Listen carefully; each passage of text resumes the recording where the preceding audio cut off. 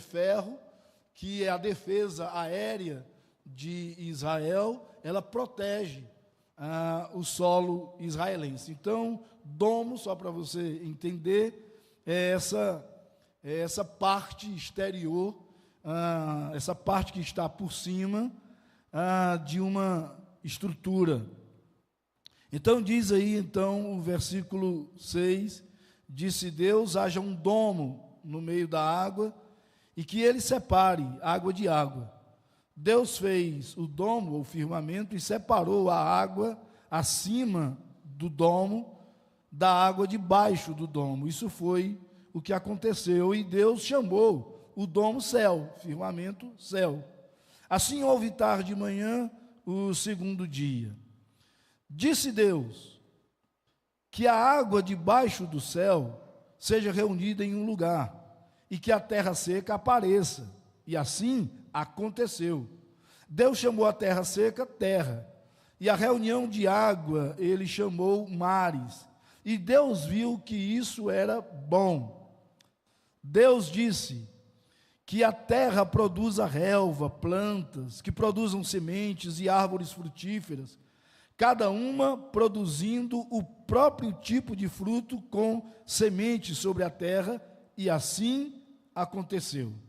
A terra produziu relva, plantas, cada uma produzindo o próprio tipo de semente, e árvore que produzem o próprio tipo de fruto com sementes, e Deus viu que isso era bom. Assim houve tarde e manhã o terceiro dia. Deus disse, haja luzeiros no céu, para separar o dia da noite, que eles sirvam de sinais para estações, dias e anos, e que eles sejam luzes no domo do céu, para dar luz à terra. E assim aconteceu. Obrigado, irmão. Obrigado.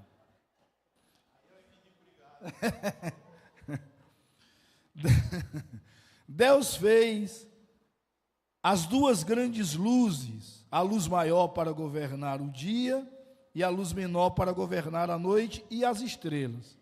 Deus as colocou no domo do céu para darem luz à terra, para governarem o dia e a noite, e para separarem a luz das trevas. E Deus viu que isso era bom. Assim houve tarde e manhã o quarto dia. Deus disse que a água se enxameie.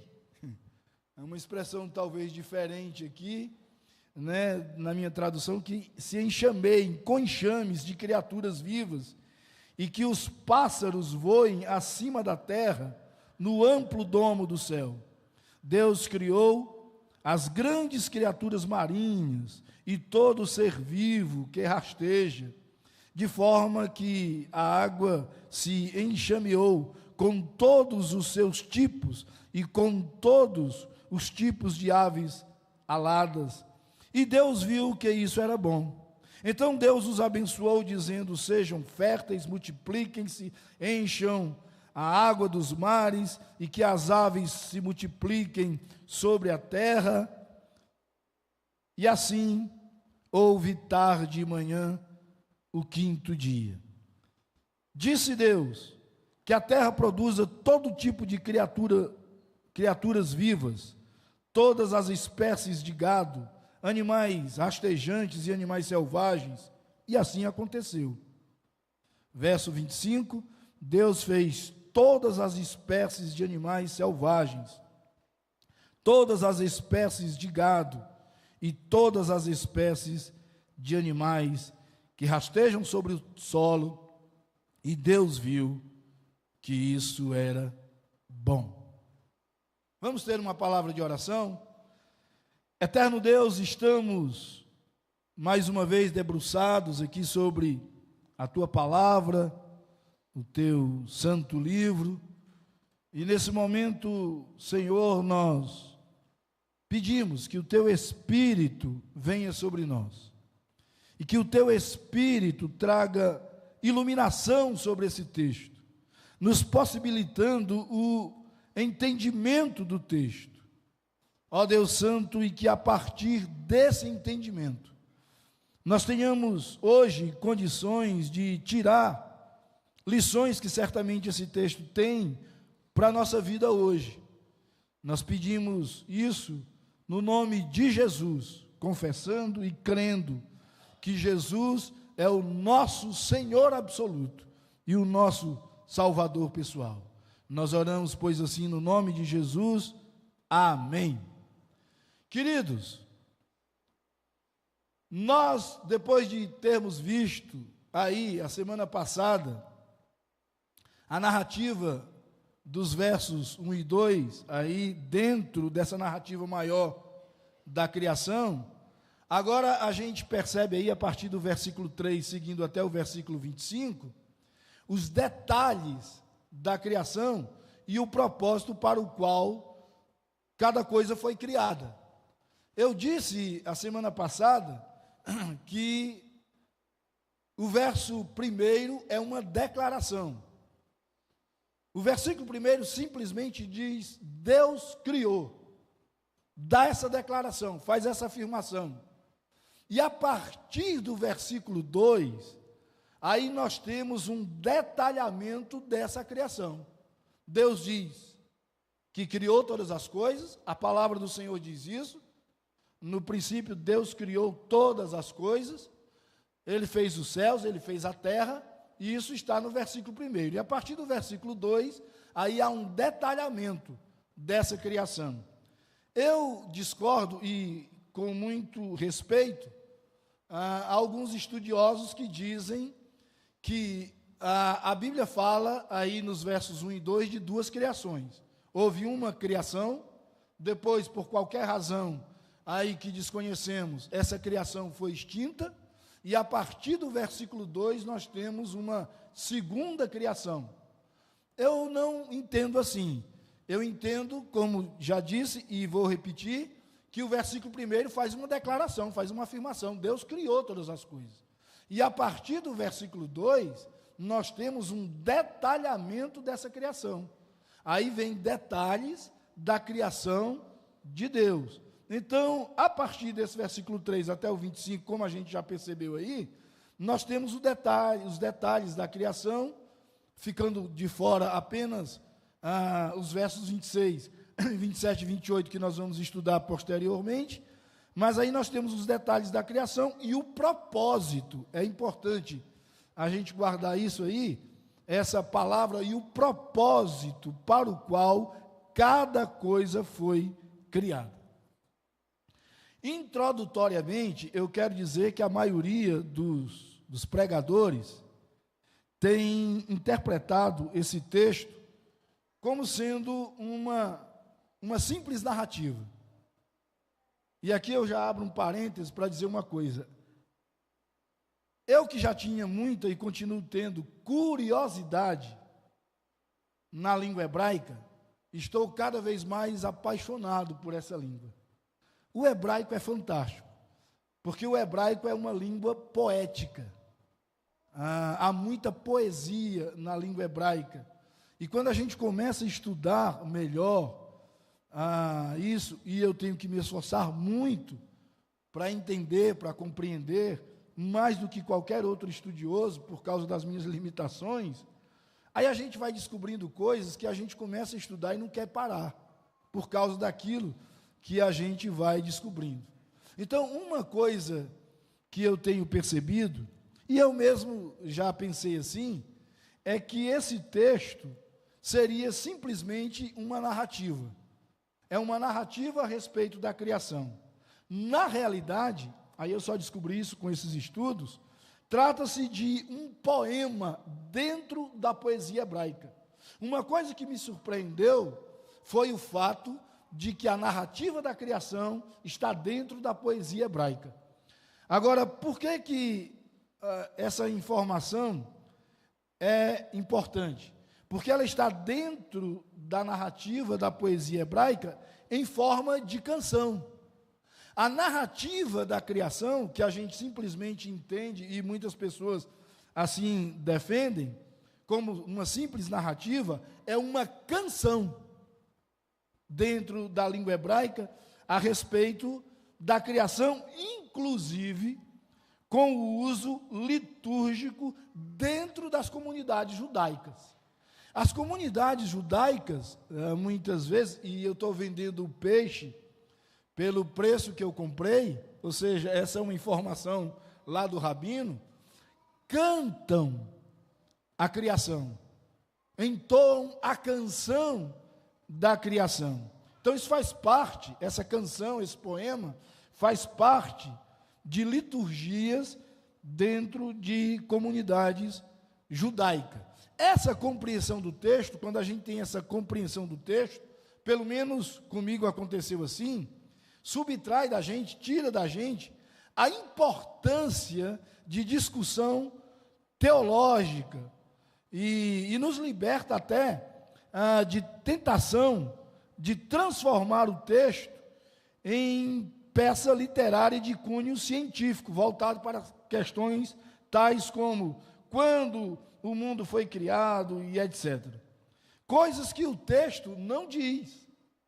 Nós não temos informação a respeito do texto de quando tudo foi criado. A Bíblia diz, no princípio criou Deus os céus e a terra, e só essa expressão no princípio já dá pano para muita manga.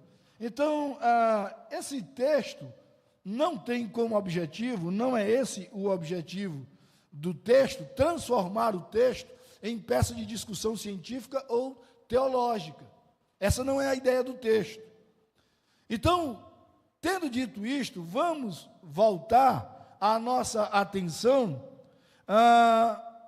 para o que realmente importa no texto, posto que o texto foca muito mais no Criador do que na criação,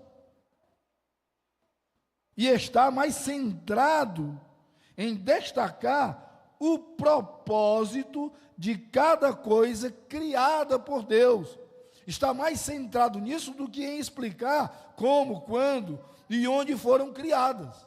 Então, se você atentar para essa narrativa, para esse relato da criação, para essa canção, permitam-me aqui, a respeito da criação, nós vamos ver que o foco não é a criação em si, mas o foco está no Criador, na pessoa que criou tudo isso, que é o próprio Deus. E, claro, trazendo aí, dentro desse detalhamento da criação, o propósito para o qual cada coisa foi criada.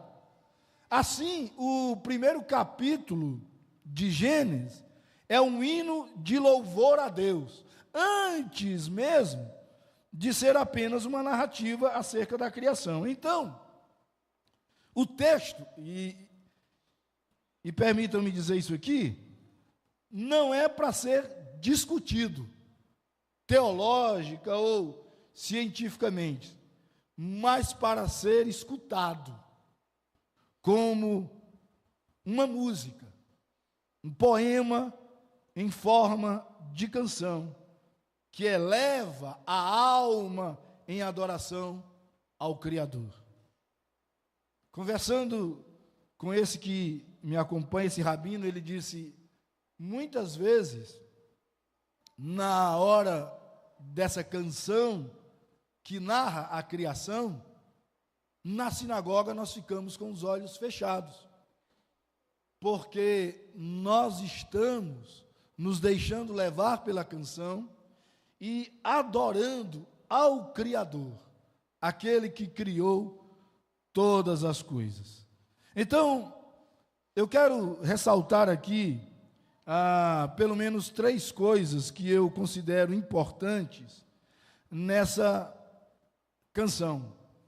A primeira delas é que nós vamos perceber, ou vocês já devem ter percebido, aí nesse relato do versículo 3, até o versículo 26, porque embora a gente vá trabalhar o versículo 26 só no outro domingo, mas até o versículo 26, a gente percebe que o poema trata da criação de todas as coisas, usando repetidamente a expressão Deus disse.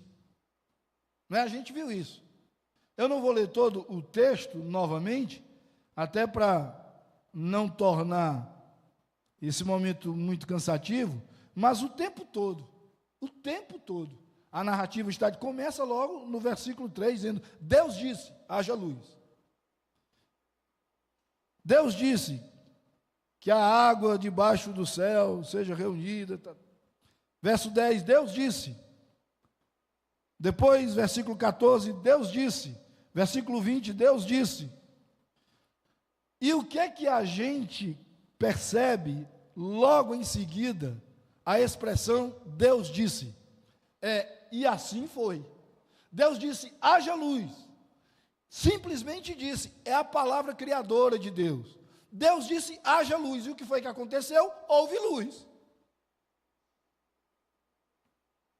Então, essa expressão aí, Deus disse, e que é seguida logo por uma afirmação de que, assim como Deus disse, aconteceu, essa expressão nos revela duas verdades sobre Deus.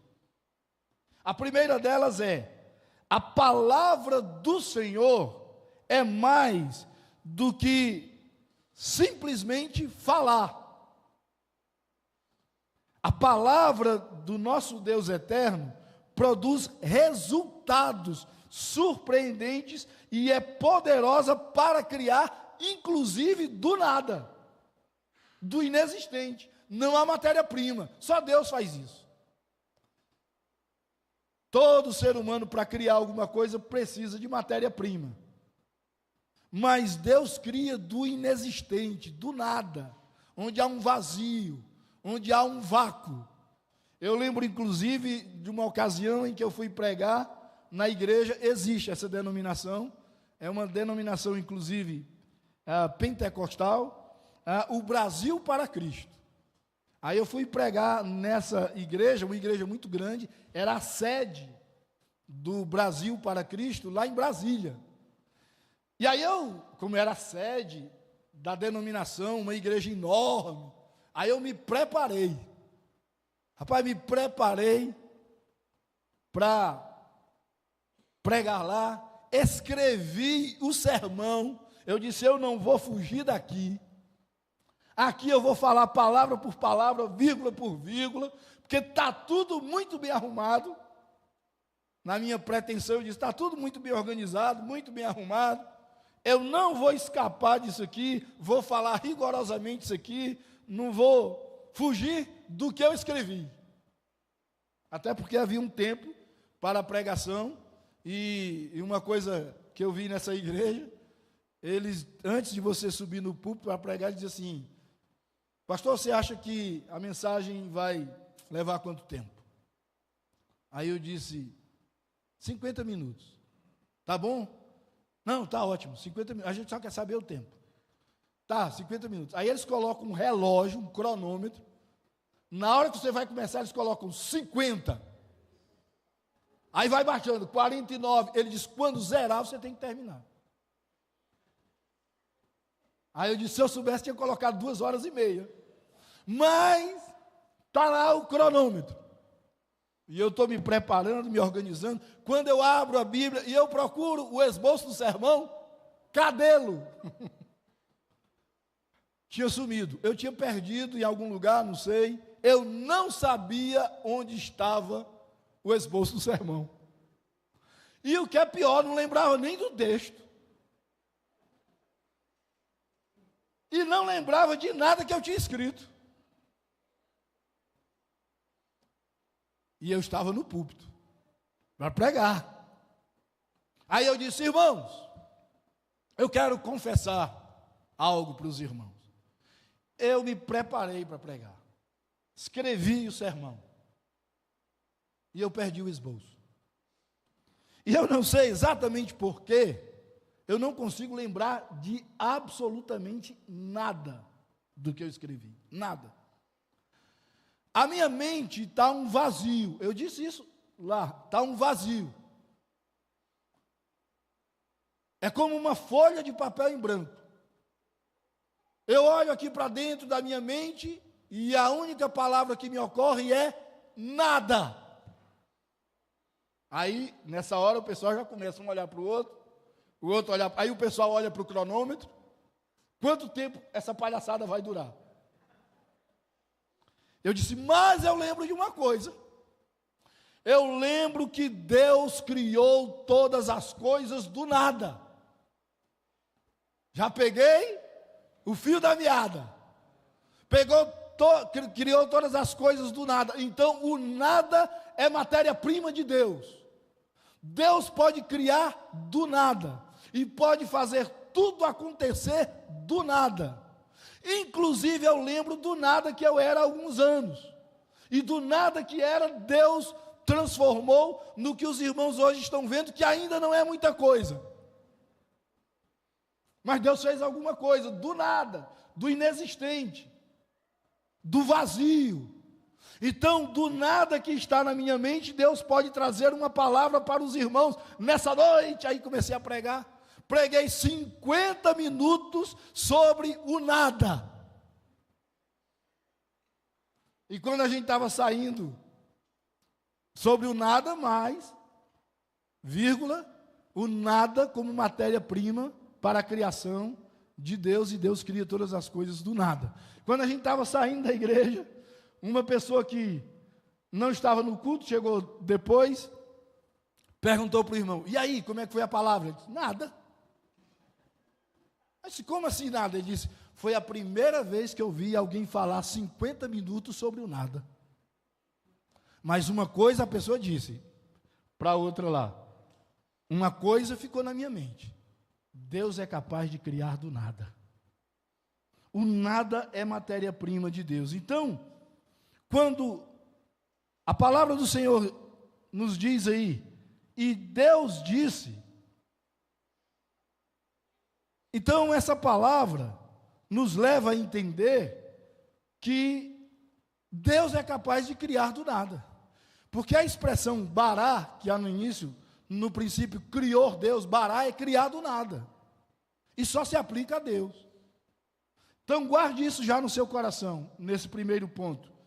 Que essa expressão revela duas verdades a respeito de Deus. A primeira delas é que a palavra de Deus é poderosa para criar, inclusive, do nada. A segunda coisa que essa expressão disse Deus nos revela sobre a pessoa de Deus é que Deus não é uma força impessoal como o vento e a eletricidade, por exemplo.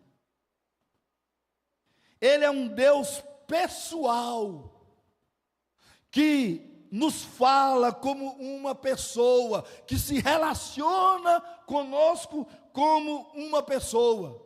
E quando Ele fala, as coisas acontecem.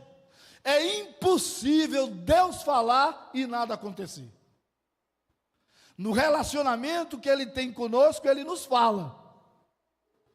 Nós temos um relacionamento com Deus, quando nós oramos, nós estamos falando com Deus. E quando nós lemos a Bíblia, quando nós lemos a palavra de Deus, é Deus falando conosco.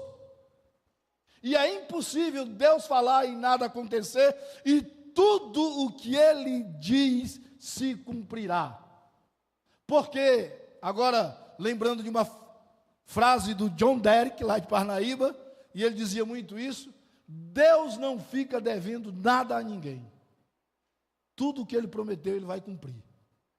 E nós temos em toda a Bíblia, mais de 8.000 promessas de Deus. Meu irmão, é impossível Deus falar e nada acontecer. Quando a palavra do Senhor diz que a vontade dEle para a sua vida é boa, perfeita e agradável, é porque será boa, perfeita e agradável, meu irmão. Você só precisa crer nisso. Se você ainda está passando por dificuldades, por lutas, provações, esse deserto vai passar.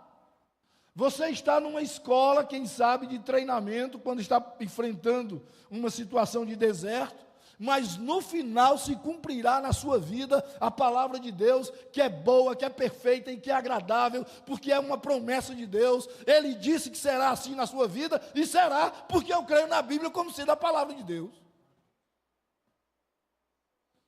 Em segundo lugar, quero chamar a sua atenção aí para o que está no versículo 14.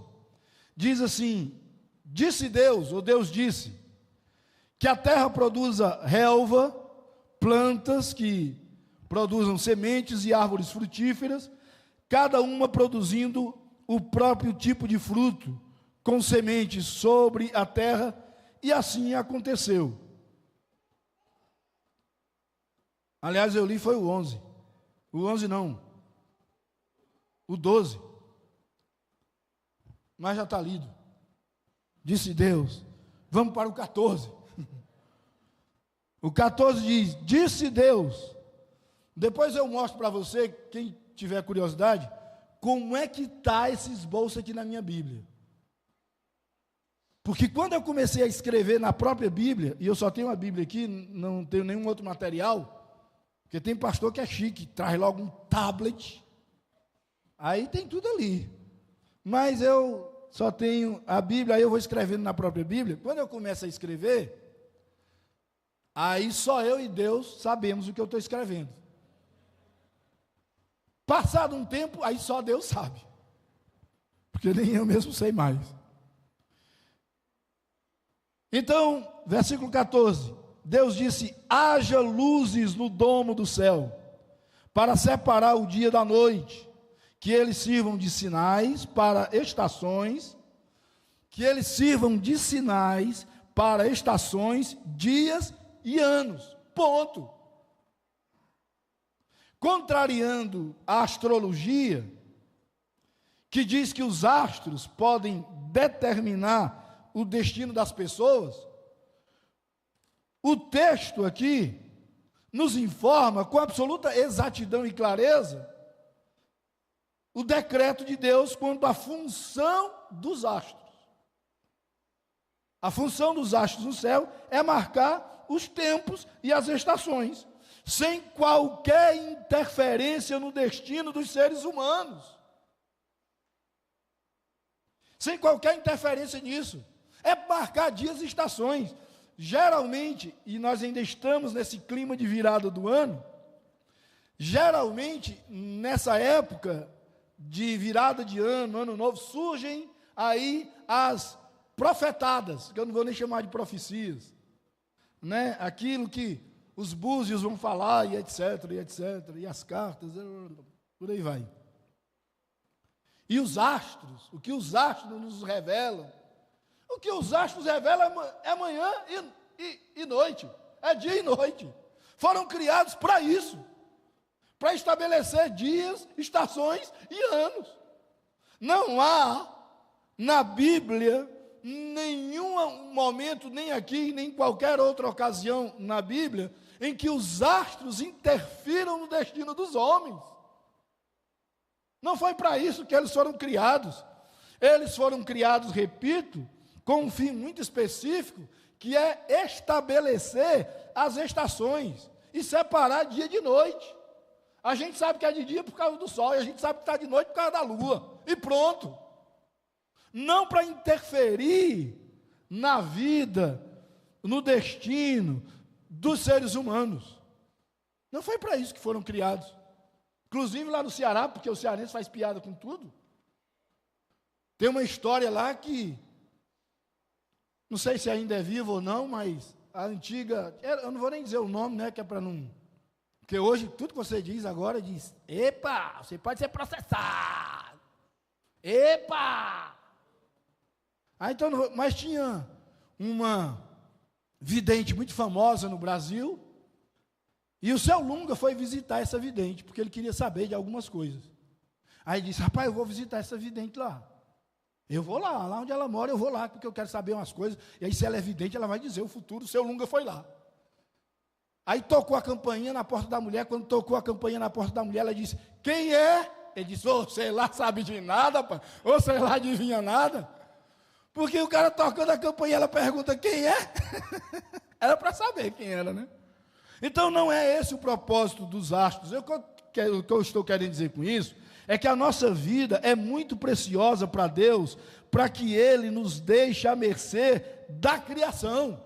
Quem cuida de nós não é um astro no céu, o sol, a lua, as estrelas. Quem cuida de nós é o Deus Todo-Poderoso, Criador dos céus e da terra, meu filho.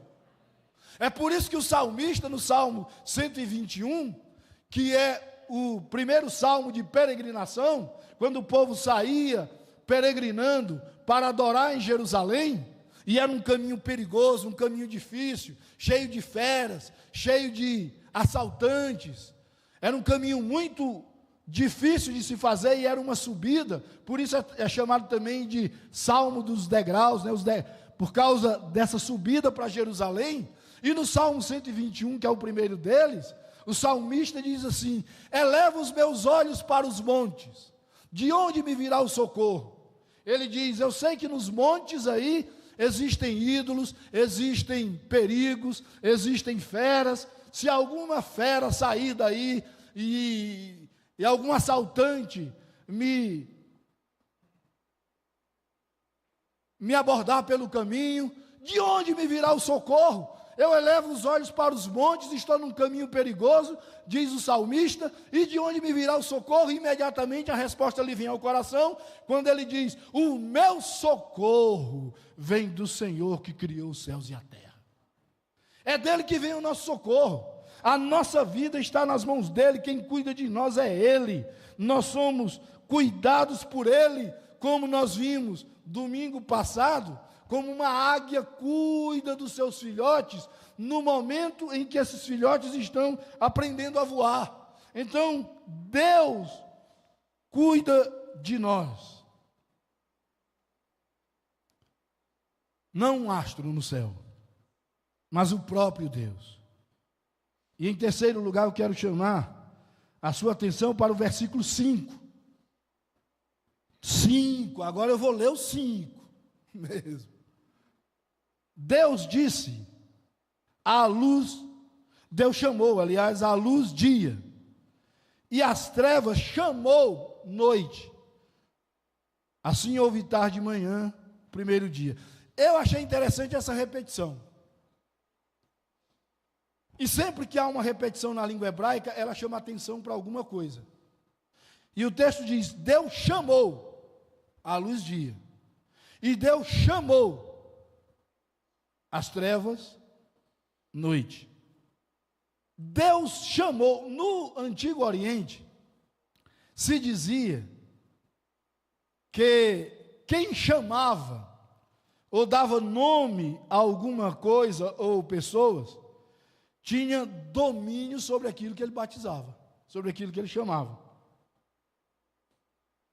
É por isso que tem, e talvez você nunca tenha, talvez, não sei, nunca tenha se apercebido disso, naquela luta de Jacó com Deus, lá no capítulo 32 de Gênesis, no meio da luta ali com Deus, com o anjo, o homem de Deus, lutando com Jacó, tem um momento que Jacó diz assim: rogo-te, peço que tu me faças saber o teu nome.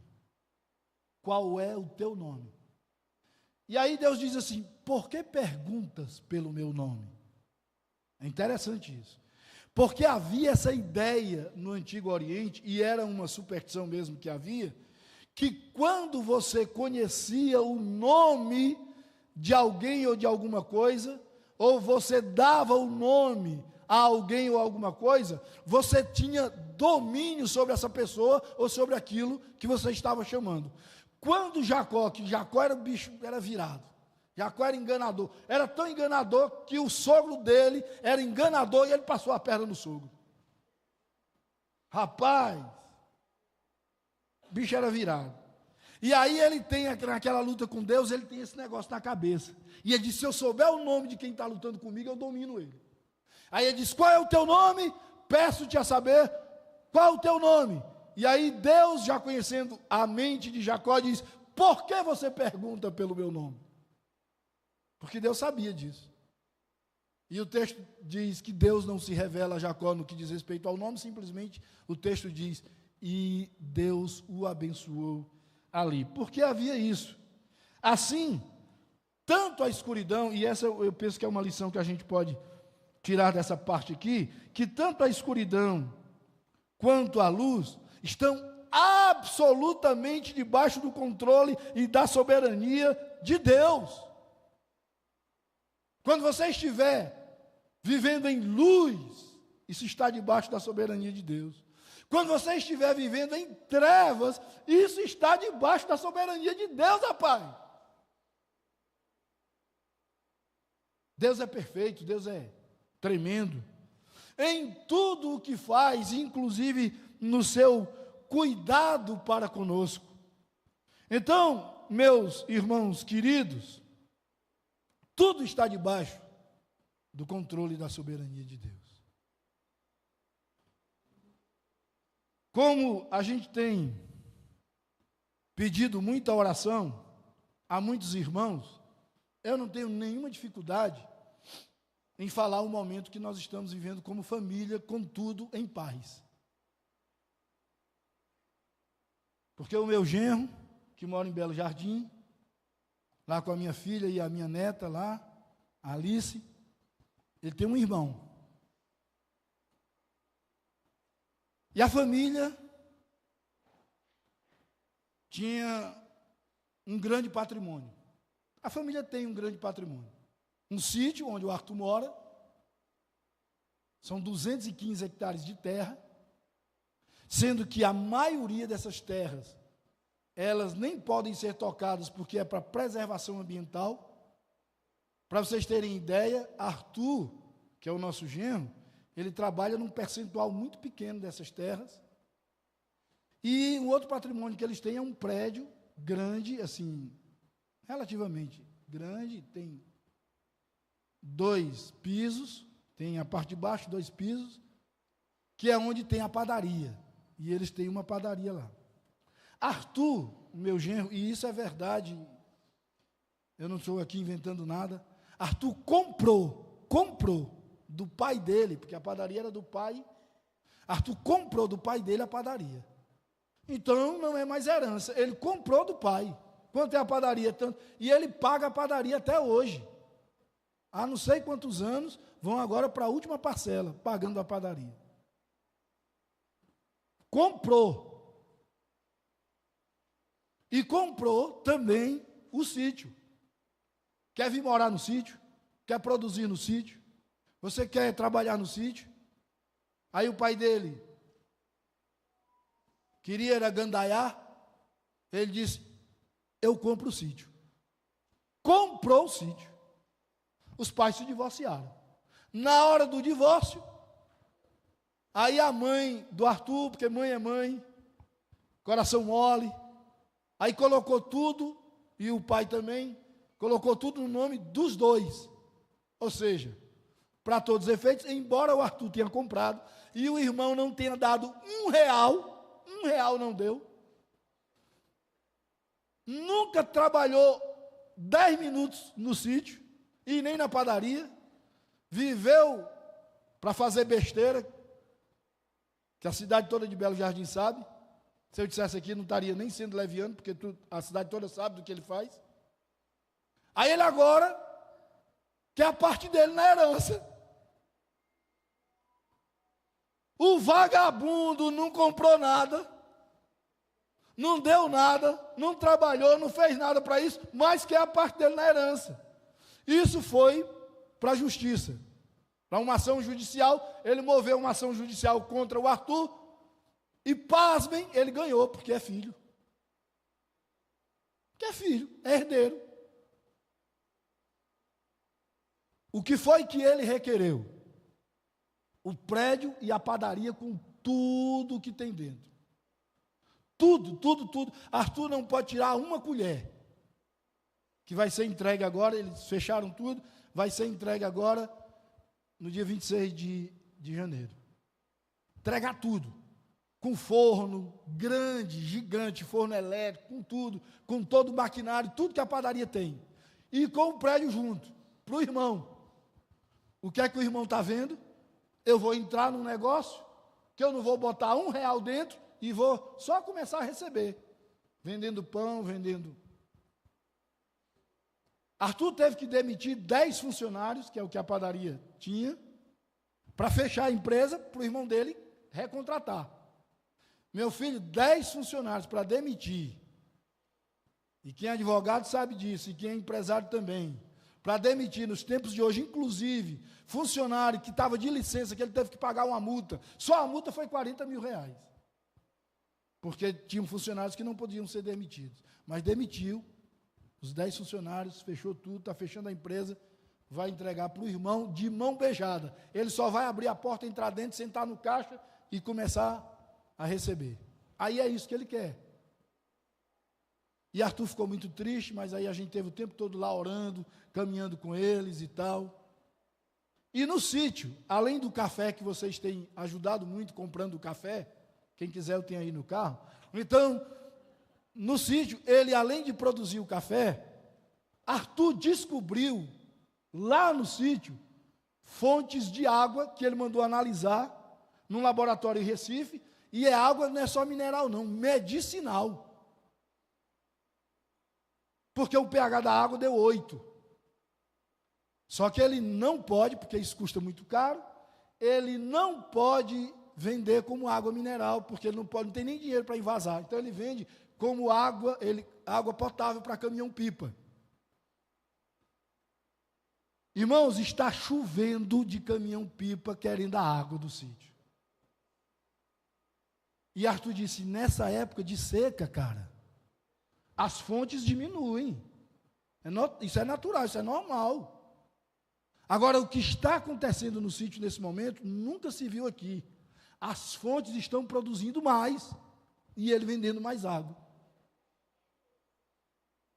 E ele dizendo para mim, meu sogro, antes nós vendíamos 1.000 e poucos reais por semana de água. Agora, com o aumento da vazão e com o aumento dos caminhões, dos carros-pipas, nós estamos vendendo 4.000 reais por semana. E ele mesmo disse, só abrindo e fechando torneira. Eu disse, você já se deu conta de uma coisa, Arthur? De uma coisa você já se deu conta? É que, para o seu irmão vender pão, ele vai ter que comprar trigo. Para ele vender bolo na padaria, ele vai ter que comprar os ingredientes do bolo. Para ter quem faça, ele vai ter que contratar funcionário. E Deus está lhe dando algo que você não compra para vender, meu irmão. Por isso que ele vende, inclusive, muito barato. 1.100 litros d'água, ele só vende por 12 reais, 1.100 litros d'água. E consegue tirar 4.000 por semana, imagina a quantidade de caminhão. Faz fila lá. Eu disse, rapaz, é Deus que está mandando. E quanto mais você tira e você fornece para os caminhões, tanto mais Deus lhe dá de volta, rapaz. E você não gasta R$1. Isso é Deus cuidando de você, meu irmão. Porque Deus cuida de nós. Nós estamos debaixo do controle absoluto de Deus. Ele cuida de nós em todo tempo. Quando parecia que o irmão tinha vencido e que Arthur ia enfrentar muita dificuldade, as coisas estão acontecendo de uma forma milagrosa e extraordinária. Ele foi, inclusive, ampliar o terreno para plantar mais café. Aí contratou uma máquina. A máquina meteu aquela pá escavadeira no terreno para arrancar tudo que tinha lá de entulho, para preparar a terra para o café. Quando meteu a pá, descobriu outra fonte d'água. Mandou fazer análise, água mineral. E a vazão, porque tudo isso ele tem medidor, tem todo o equipamento, e a vazão dessa nova fonte, bichinha novinha, começou agora. Essa nova fonte já é de 12.000 litros por hora, meu irmão. Em uma hora, 12.000 litros d'água, macho. Onde é que tu tem isso? Nessa seca que está aí, tomando conta de tudo, rapaz. É Deus, meu irmão. É Deus cuidando.